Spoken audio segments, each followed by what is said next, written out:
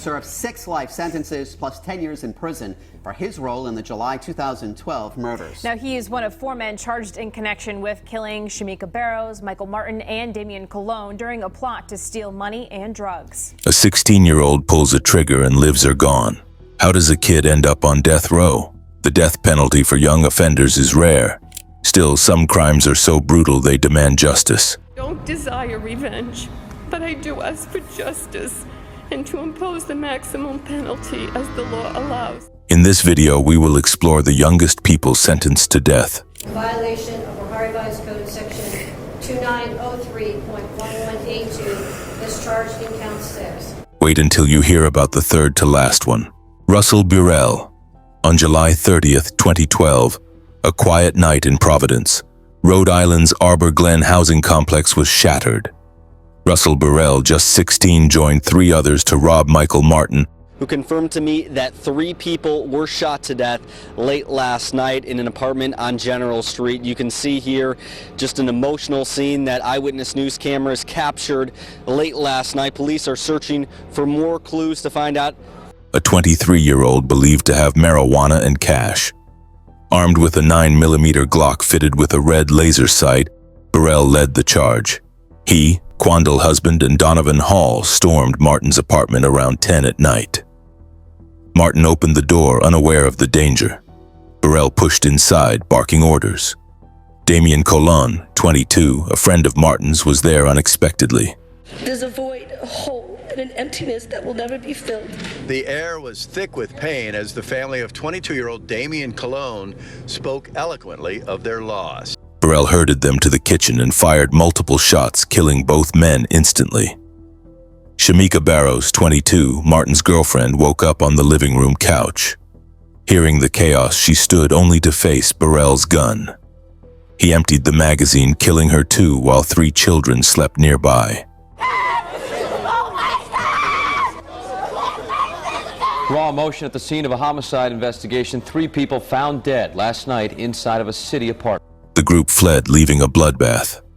Burell was arrested on October 22, 2012, after weeks of investigation by the Providence police.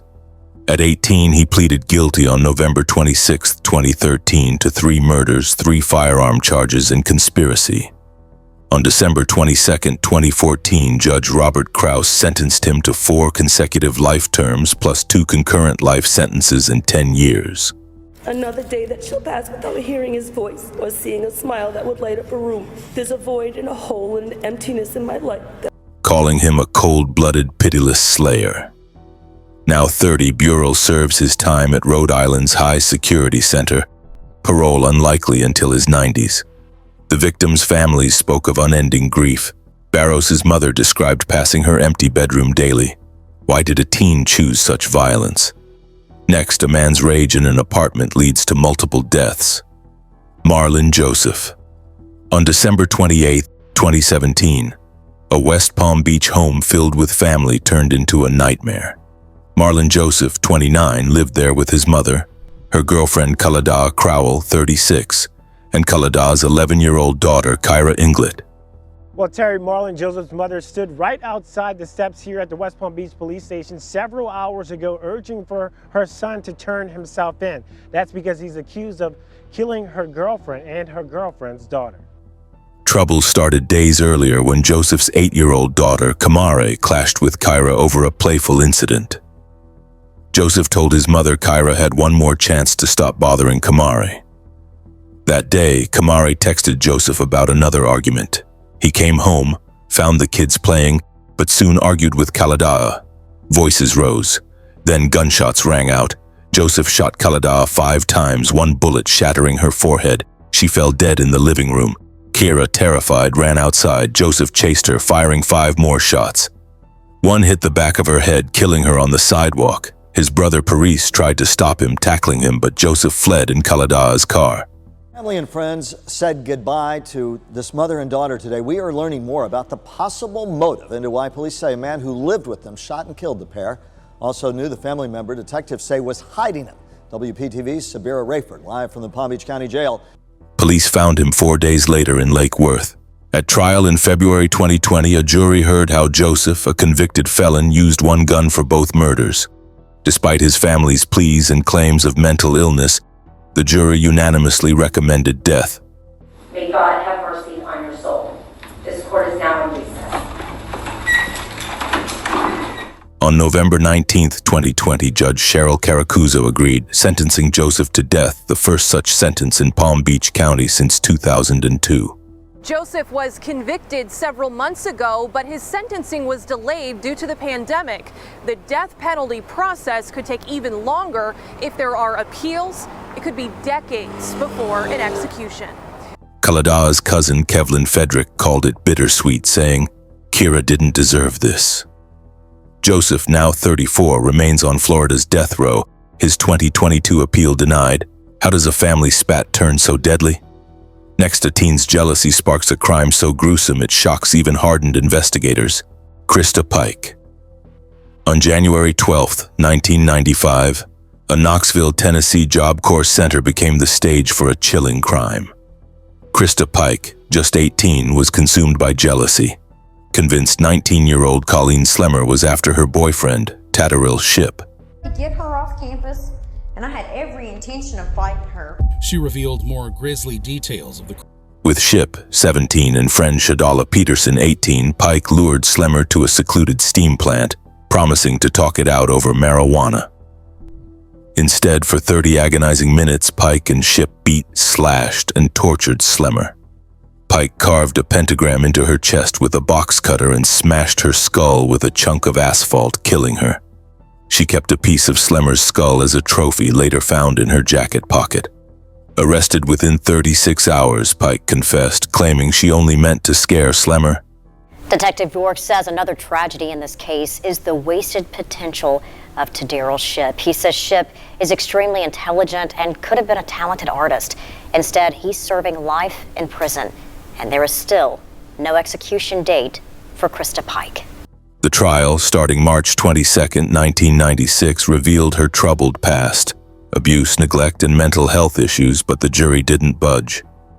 And I think I was taking things out on her that had happened to me years ago. In the end, Pike was found guilty on all counts and handed the death penalty. It is therefore ordered that you shall be put to death by electrocution in the mode prescribed by law, and that you shall be transferred to the custody of the warden. On March 30th, Pike was sentenced to death by electrocution, becoming the youngest woman in the U.S. to face this penalty since 1972. She also got 25 years for conspiracy. Now 49, Pike remains on Tennessee's death row at Deborah K. Johnson Rehabilitation Center. Her appeals, including a 2023 attempt citing her youth and mental illness, failed. In 2024, a settlement ended her solitary confinement, but execution looms, potentially the first for a woman in Tennessee since 1819. Was jealousy worth this horror? Well, you tell us what you think in the comments section. Next, a Bible study turns bloody. Dylann Roof. On June 17, 2015, a Bible study at Emmanuel African Methodist Episcopal Church in Charleston, South Carolina turned deadly. Dylann Roof, a 21-year-old unemployed landscaper, walked in calmly. For nearly an hour, he sat with the group, welcomed by 9 African-American churchgoers. Then he stood, pulled a Glock 45 caliber handgun, and fired. 9 people died, including Pastor Clementa Pinckney. 1 person survived, shot but alive. Roof fled but was caught the next day in Shelby, North Carolina after a manhunt. He confessed, admitting he wanted to start a race war, driven by white supremacist beliefs. He was stopped because a citizen alerted law enforcement to a suspicious activity. His uncle describes Roof this way. He was like 19 years old. He still didn't have a job, a driver's license, or anything like that. His online manifesto, found on a website called The Last Rhodesian, ranted about black people and praised neo-Nazi symbols. He had a history of drug use and arrests, including a February 2015 drug possession charge at a Columbia mall. A month later, police found him with an AR-15 accessory, hinting at his plans. His trial began in December 2016. Roof showed no remorse, even representing himself during sentencing to block mental health evidence. Today we could hear from one of 3 survivors who says Roof let her live so that she could tell the story. The jury could get this case tomorrow. On January 11, 2017, a federal jury sentenced him to death for 33 charges, including hate crimes and firearm violations. He also pleaded guilty to state charges, earning 9 life sentences without parole on April 10, 2017. A church in Charleston, and So you shoot him? yes, What kind of gun did you use? a Glock 45. Now 31, Roof awaits execution at USP Terre Haute. The Charleston shooting sparked nationwide grief and debates on racism, with President Obama addressing its historical weight. Roof has had some failed appeals, showing the case still resonates. But what drives someone so young to such hate? The next story takes us to a Florida home, where a close friendship ended in unthinkable violence. Markas Fishburne. On December 20th, 2019, a Jacksonville, Florida apartment turned into a house of horrors. Markas Fishburne, 25, was staying with his friend and the friend's girlfriend, Aisha Levy, also 25, at Green Tree Place Apartments. That day, as Aisha stepped out of the shower, Fishburne attacked. He bound her hands with tape, strangled her, stabbed her with a knife, and bludgeoned her head with a hammer. Her body, lifeless, was wrapped in plastic and stuffed into a closet storage bin. Aisha's boyfriend came home at 12:40 in the afternoon, finding blood splattered everywhere and a bleach smell stinging the air. Escalated quickly. She tells us he would ambush her, take her phone, lock her in her own closet, and even force her to have sex with him.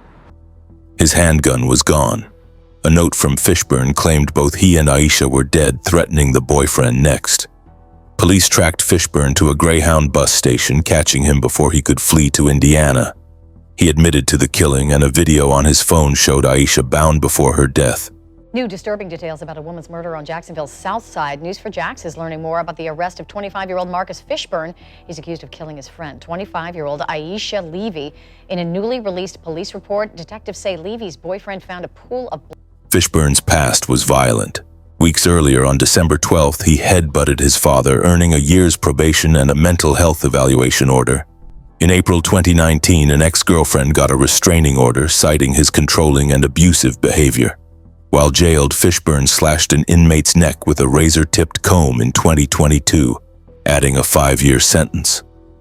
On February 8, 2024, he pleaded guilty to first-degree murder and kidnapping. Thank you. All right, Mr. Fishburne, I will begin with count 2, the kidnapping charge to which you pled guilty. A jury voted 10-2 for death on February 9th, and Judge Tatiana Salvador sentenced him on June 13, 2024. Now 31, Fishburne awaits execution in Florida. Aisha's father, Marlo, called her a Marvel fanatic with a bright smile stolen too soon. How does a guest become a monster? Next, a teen's betrayal in Ohio spins a robbery into a deadly nightmare. If you're gripped by these chilling stories, hit that like button and drop your thoughts in the comments. Don't miss the rest of these jaw-dropping cases. They're out of this world. Austin Myers. On January 28, 2014, a quiet Waynesville, Ohio home became a crime scene. Austin Myers, 19, a former middle school friend of 18-year-old Justin Back, had a plan. He wanted to rob Justin's stepfather's safe, expecting $20,000. With Timothy Mosley, also 19, Myers visited Justin's house on Corwin Road at 1 in the afternoon. Justin welcomed them, unaware of their scheme. They chatted for 15 minutes, watching movies. Then, as Justin grabbed drinks from the fridge, Mosley looped a homemade wire garrote around his neck. Myers held Justin down as he fought, pleading, "Why are you doing this?" The wire slipped, catching Justin's chin. Panicked, Mosley pulled a pocket knife and stabbed Justin 21 times in the back and chest. Myers kept restraining him. After Justin died, they stole a safe, a 9mm handgun, jewelry, and clothes to stage a runaway. The safe held only $70, coins, and bullets. They wrapped Justin's body in a blanket, drove to Preble County, and dumped it near Crybaby Bridge, pouring ammonia and septic enzymes to hide it. Myers fired 2 shots into the body with the stolen gun. By 5 that evening, Justin's stepfather found the house ransacked and called the police. A neighbor's tip about Myers' car led to his arrest the next day, January 29th. Deliberating on whether 19-year-old Austin Myers should receive the death sentence for killing his friend Justin back. Mosley took a plea deal, getting life without parole for testifying. On October 22, 2014, a Warren County jury convicted Myers of aggravated murder, kidnapping, and robbery. On November 6th, Judge Donald Oda sentenced him to death, calling him the mastermind. The now 20-year-old was part of a murder of a teen earlier this year. Katie Houston tells us what happened in court today. Now 31, Myers awaits execution at Chillicothe Correctional Institution. His 2021 appeal denied. I'm sorry that this happened. I know that doesn't bring Justin back. Justin's mother, Sandy, said he was a week from joining the Navy. What turns a friend into a killer? Tell us what you think about this case in the comments section. Next, a gang member's mistake in Los Angeles ends a teen's bright future. Pedro Espinoza. On March 2, 2008, a Los Angeles street turned deadly. Pedro Espinoza, 19, a member of the 18th Street Gang, spotted 17-year-old Jamiel Shaw Jr. walking home in Arlington Heights. Shaw, a star running back at Los Angeles High School, carried a red Spider-Man backpack.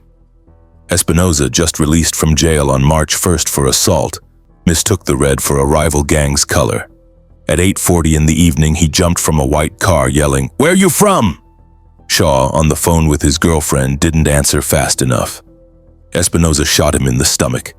As Shaw fell, hands over his head, Espinoza fired again, the bullet piercing his hands and face. Shaw's father, Jamiel Sr., heard the shots from home, 3 blocks away, and found his son bleeding out. He needs the biggest punishment they can get is the death penalty, and from that day on, he can rot in hell. Shaw died at 9:55 that night at California Hospital Medical Center. A Culver City officer noted Espinoza's car plate in a closed park hours later, leading to his arrest on March 7th. Espinoza's rap sheet included a November 2007 gun charge. At trial, starting April 30th, 2012, prosecutors showed his BK tattoo, meaning blood killer. And the family is well aware that next week voters will decide whether to repeal the death penalty. On May 9th, a jury convicted him of first-degree murder with a gang enhancement. On November 2nd, Judge Ronald Rose sentenced him to death, rejecting defense claims of mental health issues.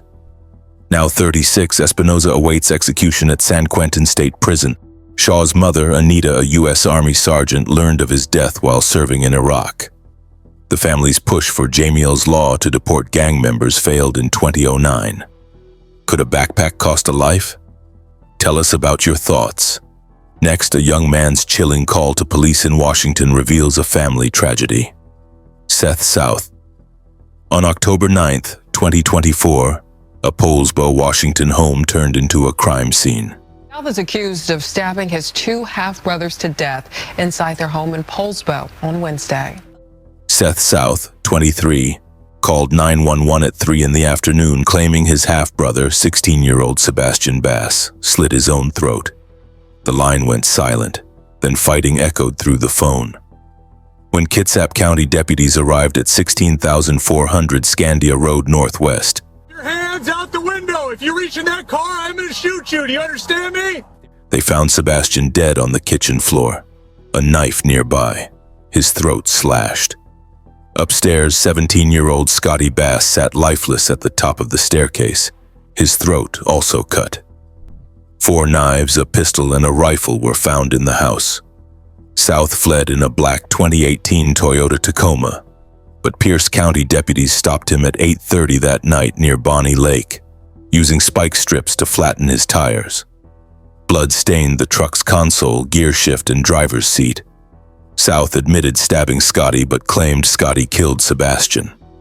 Yet, he told his grandfather, David Easterson, "I killed the boys," and said to a friend he was heading to Missouri to kill another brother. In court on October 10th, South, charged with 2 counts of second-degree murder and third-degree assault for attacking a detective, tried to walk out. Officers restrained him. Judge William Hauser ordered a mental health evaluation at Western State Hospital, citing South's erratic behavior. No bail was set, and he faces life in prison if convicted. Now held at Kitsap County Jail, South's case remains open, with no trial date set by January 2025. Sebastian loved driving dreams. Scotty cherished family hikes. Their sister Cheyenne grieves their loss. What snapped in South's mind? Next, two teens unleash chaos in a Colorado school, leaving a hero's sacrifice in their wake. Devon, Ericson, and Alec McKinney. On May 7, 2019, STEM School Highlands Ranch in Colorado became a battlefield. Devon Ericson, 18, and Alec McKinney, 16, both students, walked into classroom 107 at 1:53 in the afternoon. The shooting happened just 3 days before the end of the school year for seniors. They carried 4 guns, 3 handguns and a rifle hidden in a guitar case and backpack, stolen from Ericson's parents' safe after breaking it open with a crowbar. As students watched the Princess Bride in the darkened room, Ericson shouted, "Nobody move!" McKinney fired 9 shots from a revolver, hitting 4 students. Ericson fired 4 rounds with a Glock, one fatally striking 18-year-old Kendrick Castillo in the chest. Castillo, with classmates Joshua Jones and Brendan Bialy, tackled Ericson, saving lives. Well, Brett, first and foremost, McKinney will face first-degree murder charges, and McKinney is being charged. Jones was shot twice but survived. Bialy was unharmed. McKinney, planning to target students who bullied him for his transgender identity, emptied his gun, then fled to attempt suicide but surrendered to a guard. Ericson claimed McKinney forced him, but McKinney testified they planned it together, fueled by cocaine and anger over a shared friend's rejection. On February 7, 2020, McKinney pleaded guilty to first-degree murder and 16 other charges, receiving life with parole possible after 40 years plus 38 years on July 24th. He deserves in relation to the seriousness of his offense. So what you do with the rest of your life in prison? Ericson, convicted on June 15, 2021 of 46 counts, including murder, got life without parole on September 17th. Now 24 and 22, they're in Colorado prisons. Castillo's parents, John and Maria, called McKinney a monster, their son a hero. Why did these teens plan such horror? Tell us what you think in the comments section. Next, a Florida teen's brutal plot against a friend shocks a small town. Michael Bargo. On April 17, 2011, a Summerfield, Florida trailer became a death trap. Michael Bargo, 18, hated 15-year-old Seth Jackson, his ex-girlfriend Amber Wright's former boyfriend. Good afternoon, ladies and gentlemen. Addressing a foreperson, sir, has the jury reached an advisory sentence? Bargo believed Seth abused Amber, fueling his rage. At 9 in the evening, Amber, 15, lured Seth to Charlie Ely's home with texts promising to reconnect. Bargo, with Kyle Hooper, 16, Justin Soto, 20, and Charlie, 18, waited inside. As Seth sat in the living room, Hooper hit him with a wooden plank. Bargo fired his .22 caliber revolver, wounding Seth. Seth stumbled outside, but Soto tackled him. Bargo shot again, and they dragged him back inside, beating him in the bathtub. Bargo shot Seth in the face, killing him. They stuffed his body in a sleeping bag, burned it in a backyard fire pit, and cleaned the house with bleach. Well, Bridget, 9 years ago, Charlie Ely was convicted by a jury of first-degree murder. A judge sentenced her. James Havens, Amber's stepfather, drove Bargo and Soto to an Ocala quarry where they dumped Seth's remains in paint cans with cinder blocks. Seth's parents reported him missing on April 18th. Hooper confessed to his mother, leading to arrests. Bargo, caught in Stark on April 19th, bragged about the killing. On August 20th, 2013, a Marion County jury convicted Bargo of first-degree murder. Misunderstood you and thought you said, I shot a kid. Said somebody got shot with my gun. Right. On December 13th, a 10-2 vote led to a death sentence. A non-unanimous verdict prompted a new hearing, and on April 9th, 2019, a unanimous jury again chose death. Now 32, Bargo sits on death row at Union Correctional Institution. Seth's mother, Sonia, said he dreamed of being a UFC fighter. Why did teen drama turn so deadly? We've reached the end of this chilling video. Liked it? Hit like, subscribe for more, and comment your thoughts below. Don't miss our next shocking stories.